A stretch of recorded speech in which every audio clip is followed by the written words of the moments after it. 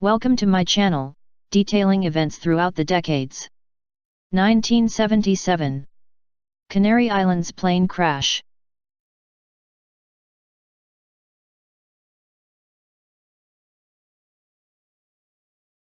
KLM Flight 4805 was a chartered flight for Holland International Travel Group, and had arrived from Amsterdam Airport.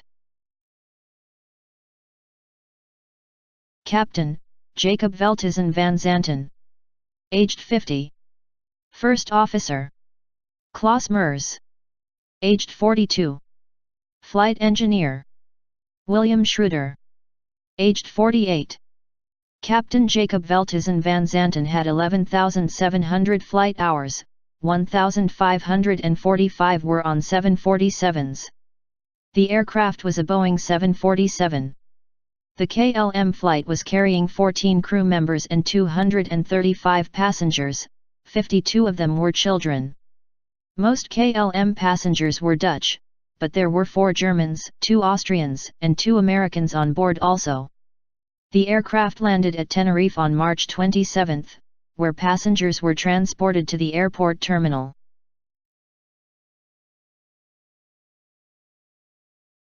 Pan Am Flight 1736 had originated at Los Angeles International Airport, with an intermediate stop at New York's JFK International Airport. The aircraft was a Boeing 747. On board there were 380 passengers.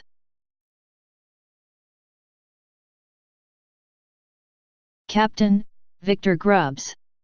Aged 56. First Officer, Robert Bragg, aged 39. Flight Engineer, George Warnes, aged 46.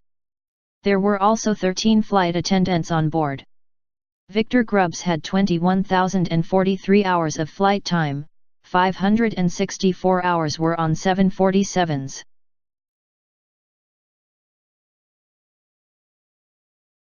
Both flights had been on a routine flight to Gran Canaria International Airport, but at 13:15, a bomb planted by the separatist Canary Island independence movement exploded in the terminal at Gran Canaria.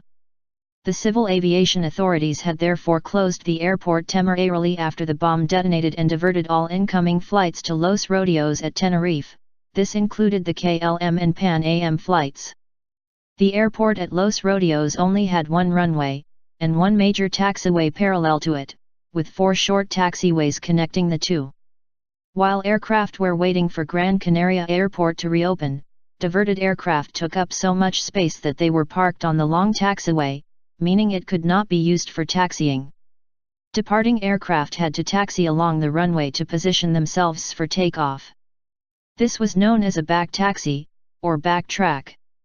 After the incident at Gran Canaria Airport had been contained, authorities reopened the airport, so flights could now travel back to their intended destinations. The Pan America aircraft was ready to depart from Tenerife, but the KLM aircraft and the refueling vehicle obstructed its access to the runway. The Pan American aircraft was unable to maneuver around the refueling KLM aircraft to reach the runway and depart, due to lack of safe clearance. The captain of the KLM aircraft had decided to refuel at Los Rodeos Airport, to save time, and the refueling took around 35 minutes, delaying the aircraft from departing. Passengers were brought back to the plane, but a missing Dutch family of 4 had delayed the KLM flight even further.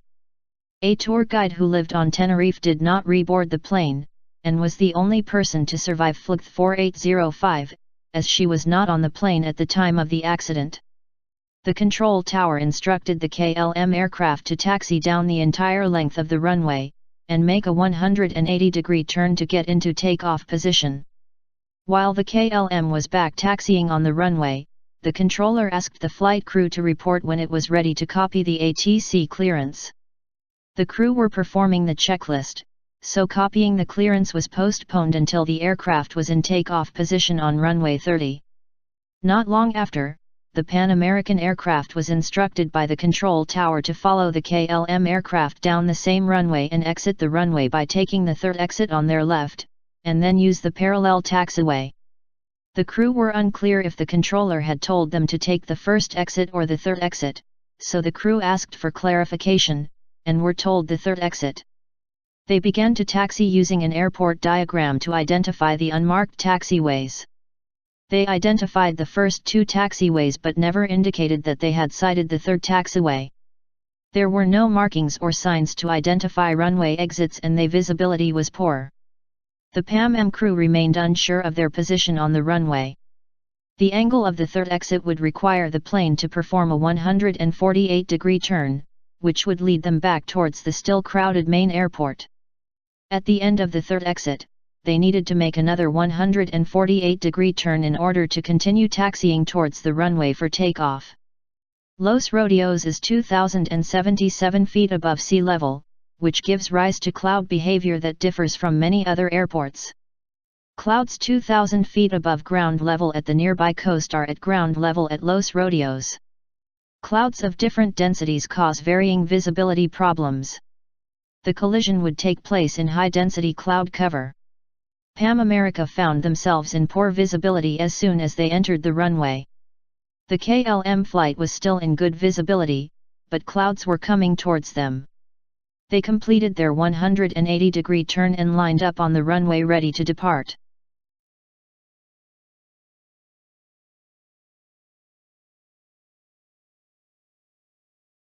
KLM completes pre-flight checklist, and is in position for takeoff. KLM First Officer, wait a minute, we don't have an ATC clearance. KLM Captain, no, I know that, go ahead ask. KLM Radio, the KLM 4805 is now ready for takeoff, and we are waiting for our ATC clearance.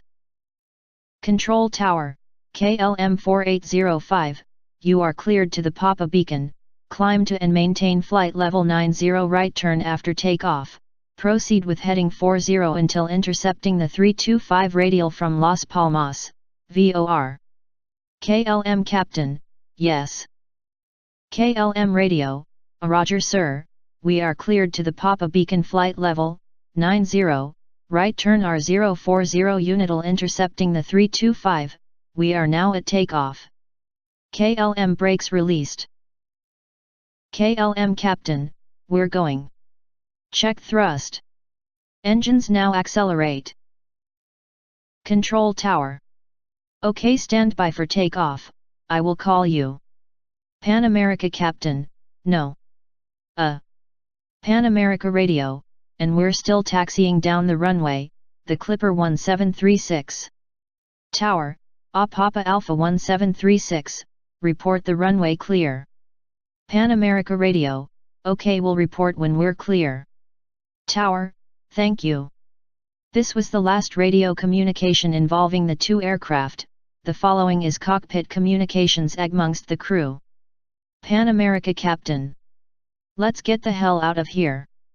Pan America First Officer. Yeah, he's anxious isn't he? Pan America Flight Engineer. Yeah, after he held us up for half an hour, now he's in a rush. KLM Flight Engineer. Is he not clear then? KLM Captain. What do you say? KLM Flight Engineer. Is he not clear, that Pan American? KLM Captain. On yes. The Pan American Captain sees the landing lights coming towards them. Pan American Captain. There he is. Look at him, god damn that son of a bitch is coming. Pan American First Officer, get off, get off, get off. The two aircraft make contact with one another. The controllers in the tower could not see the runway due to the fog. There seems to be a misunderstanding between the tower and the KLM captain. The runway was not clear for any aircraft to take off. Due to the fog, neither aircraft were able to see the other plane on the runway until it was too late. Neither plane could be seen from the control tower either, and the airport was not equipped with ground radar. It became clear that the KLM aircraft was heading towards them at takeoff speed. Captain Grubbs gave the plane full power and made a sharp left turn towards the grass, trying to get off the runway, but by the time the pilots of the KLM aircraft had seen the Pan American flight, they were traveling too fast to stop. They attempted to clear the Pan American flight by lifting off. This caused a tail strike. The nose landing gear did clear the Pan American, but its left side engine, lower fuselage, and main landing gear struck the upper right side of the Pan America's fuselage, ripping the center of the aircraft, almost directly above the wing. The right side engines crashed through the upper deck behind the cockpit. The KLM remained airborne briefly, but the impact caused shredded material to be ingested into the left engine and damaged its wings. The plane went into a stall, rolled sharply and hit the ground, 500 feet past the Pan American aircraft, and slid down the runway a further 300 meters. The full load of fuel aboard the KLM immediately ignited into a fireball, that continued to burn for several hours.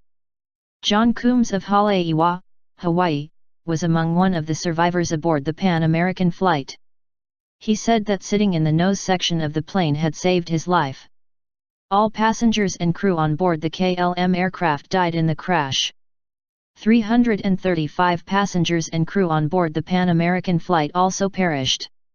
Only 61 passengers and crew survived the crash and were all aboard the Pan American flight. These included the captain, first officer, and the flight engineer. Survivors waited to be rescued, but it did not come quickly, as firefighters were unaware at the time that 2 aircraft were involved in the crash, and were busy with the fire aboard the KLM aircraft, hundreds of meters away in the thick smoke and fog.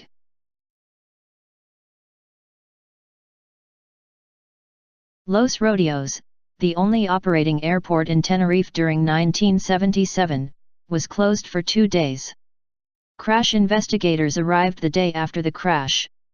The first aircraft that was able to land at Los Rodeos was a United States Air Force C-130 transport plane, which arrived on March 29.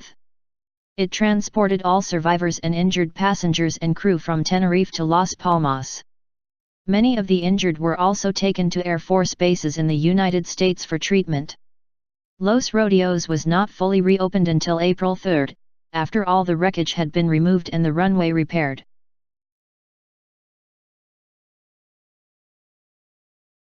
The crash was investigated by Spain's CIAIAC. 70 people were involved in the investigation, including representatives from the Netherlands, United States, and 2 airline companies. Facts showed that there had been misinterpretations and false assumptions before the accident. The cockpit voice recorder showed that the KLM pilot thought that he had been cleared for takeoff, while the tower believed the KLM aircraft was stationary, at the end of the runway, still awaiting takeoff clearance. The investigation concluded that the fundamental cause of the accident was Captain Veltizan van Zanten's attempt to take off without clearance. Investigators suggested the reason for this was a desire to leave as soon as possible, in order to comply with airline duty time regulations, and before the weather deteriorated further. The Dutch authorities were reluctant to accept the Spanish report, blaming the KLM captain for the accident. They responded that they accepted that the captain had taken off prematurely, but argued that he alone should not be blamed for the misunderstanding which occurred between the control tower and the crew of the KLM aircraft. Dutch authorities did eventually accept responsibility for the crash. KLM paid victims and families compensation between $58,000 and $600,000. It was also pointed out that the crowded airport placed additional pressure on all parties involved. It was also claimed that sounds on the cockpit voice recorder suggested that the control tower had been listening to a football match on the radio at the time, and could have been distracted. It was also found that Pan American had taxied beyond the third exit. Had the aircraft turned at exit 3, the collision would not have happened. As a result of the crash, changes were introduced to international airline regulations, and to the aircraft standard phrases used. A greater emphasis on English as a common language needed to be used. Cockpit procedures were also changed. More emphasis was placed on team decision-making, with less experienced flight crew being encouraged to challenge the captain, if they believed something was incorrect. The captain were also instructed to listen to other crew members. In 1978, a second airport was opened on the island of Tenerife, known as Tenerife South Airport. Los Rodeos was also renamed and is now known as Tenerife North Airport. The Spanish government also installed a ground radar at Tenerife North Airport, following the accident. A Dutch national memorial and final resting place for the victims of the crash is located in Amsterdam. A memorial for the victims of Pan American is located at Westminster Memorial Park and Mortuary at Westminster, California. Forever remembering those who perished in the crash at Tenerife Airport 1977. May you never be forgotten. Thank you for watching and learning about events throughout history. Please subscribe to my channel to see other events throughout the decades.